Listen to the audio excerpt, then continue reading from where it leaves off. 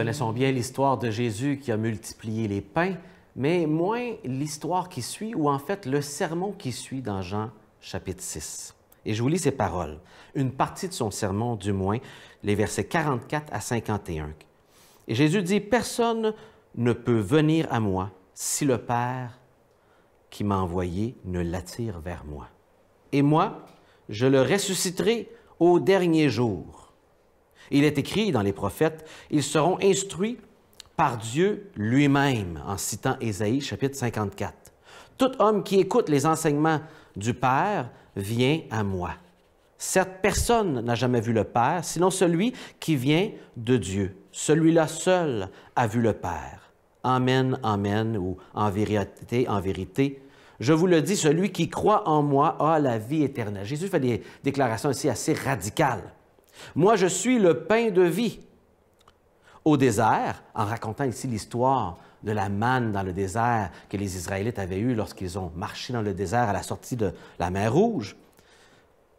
Au désert, vos pères ont mangé de la manne et ils sont morts.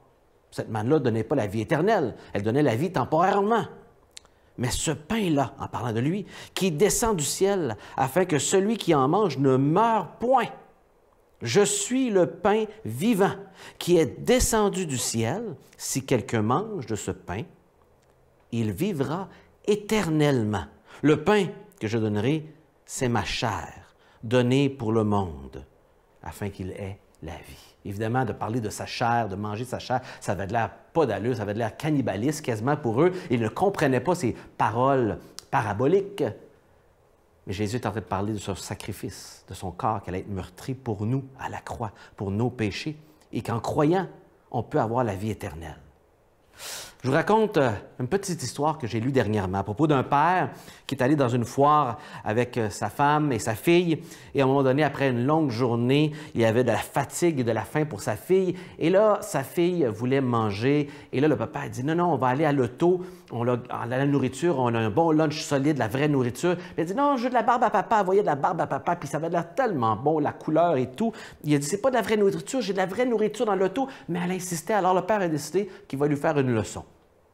Et il a acquiescé à sa demande. Il a pris quelques sous, il a acheté. Et là, finalement, il a goûté et elle était déçue. À découvrir que finalement, en mordant dedans, c'était pas de la vraie nourriture. C'était vide. Et ça ne comblait pas son besoin d'une petite fille fatiguée qui avait réellement faim pour de la nourriture solide. Vous savez, il y a une faim profonde en chacun de nous. Et cette histoire illustre bien. Sigmund Freud croyait que les gens avaient faim d'amour. Carl Jung insistait pour dire que nous avons faim de sécurité. Alfred Adler maintenait que l'important, c'est de chercher, que nous sommes en recherche.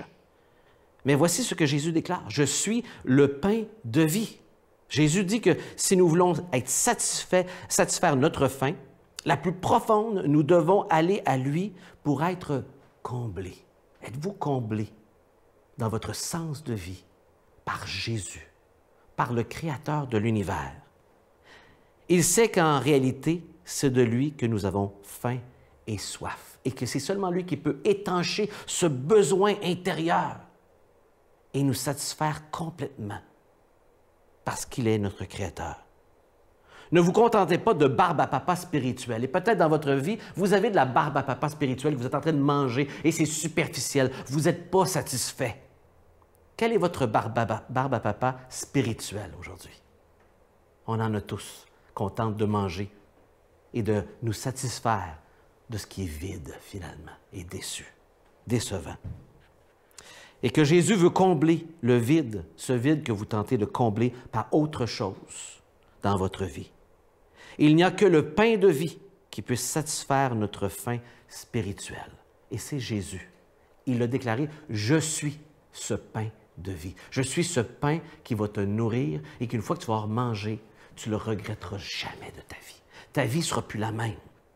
As-tu mangé du pain de vie? » C'est une expression pour parler de croire complètement en qui Jésus dit être, de lui mettre toute notre confiance, tout notre poids de confiance sur lui et seulement lui. Voilà ce que c'est la foi en Jésus. Sur lui et rien d'autre. Pour le pardon de nos péchés, pour notre vie éternelle, la vie après la mort, pour le sens de notre raison d'être ici-bas. Peut-être avez-vous une barbe à papa spirituelle à lâcher ce matin, à confesser. Et je te demande pardon, Dieu, de me tourner vers des choses superficielles. Je ne suis pas comblé. Je veux croire en toi. Prends la place dans ma vie qui t'appartient et comble-moi comme rien ne m'a comblé avant. Je te le demande dans le nom de Jésus. Amen.